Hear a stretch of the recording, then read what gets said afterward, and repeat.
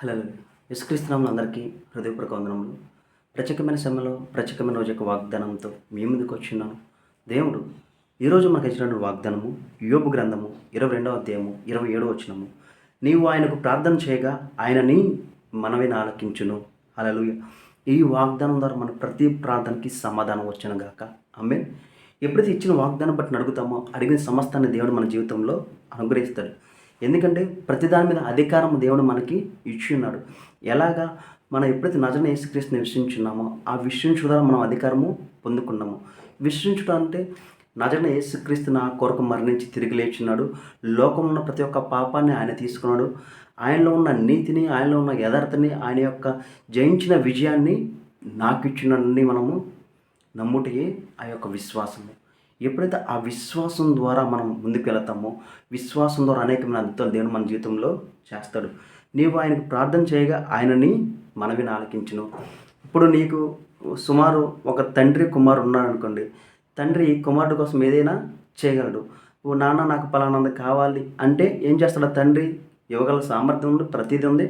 ఆయనకి ఏది కావాలంటే అది ఇచ్చే అర్హత ఉంది కాబట్టి ఆ కుమారుడు ఏది అడగని వెంటనే ఇచ్చేస్తాడు.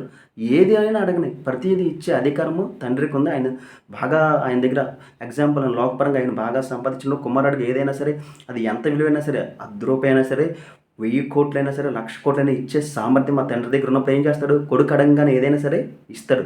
అట్టి రీతిగానే నీవు తండ్రికి ప్రియకుమారులాగా ఉన్నాము. ఎవరి ద్వారా? క్రీస్తు ద్వారా. క్రీస్తు కలిగి ఉన్న స్థానాన్ని ఆయన సిలువు ద్వారా మనకి ఇచ్చున్నాడు. ఆయన విశ్వసించుడు ద్వారా మనము దానిలోనికి మనము వెళ్ళి ఉన్నాము.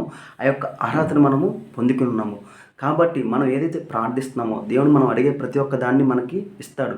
నువ్వు ఏ రోజు కూడా దాంట్లో ఆలోచించడానికి కానీ అవిశ్వాసం చూపించడానికి వీలు లేదు. నీ విశ్వాసము నిన్ను ఉన్నతమైన స్థానంలో నిన్ను నిలబెడుతుంది. నీ విశ్వాసం నిన్ను ఘనపరుస్తుంది. నీ విశ్వాసం నిన్ను హెచ్చిస్తుంది. కాబట్టి విశ్వసించి ప్రార్థిద్దాము. ప్రార్థించిన సమస్తాన్ని మనము పొందుకుందాము. ప్రార్థించుకుందామా? మహాప్రేమ గల నీకే వందన స్తోత్రాలు చెల్లించుకోవడం తండ్రి. వీడియో చూస్తున్న వారు దీవించి ఆశ్రయించిన వారికి కావాల్సిన సహాయం అందచేయండి. ప్రతి ప్రయాణంలో మీరే తోడని నడిపించండి. తల దగ్గర అడిగవలసిందని ముట్టి స్వస్థపరచబడిన కానీ ప్రవచిస్తుందండి. ప్రతి అప్పు ఐశ్వర్యంగా మారును గాక. ఎన్ని ఎముకల్లో జీవం కలగజేసిన దేవా, ఎవరైతే బలహీనతగా ఉన్నారో తండ్రి ప్రతి బలహీనత ఏసులో తొలగిపోనుగా కానీ ప్రవచిస్తాం తండ్రి. ఆరోగ్యాన్ని ప్రవచిస్తాం తండ్రి. ఇదిగో తండ్రి కావాల్సిన ప్రతి ఒక్క సహాయం తండ్రి మీరే అందచేయమని తండ్రి. ఇదిగో తండ్రి ఏదైతే విశ్వసించి అడుగుతుంటే అడిగిన సమస్త మీరు పొందుకునుగా కానీ ప్రవచిస్తాం తండ్రి. కావాల్సిన ప్రతి ఒక్కరికి కావాల్సిన ప్రతి ఒక్క సహాయం అందచేయమని నజరేయుడైన యేసుక్రీస్తు నామములో అడిగి వేడుకొంచున్నాం తండ్రి. ఆమేన్. అందరికీ హృదయపూర్వక వందనములు.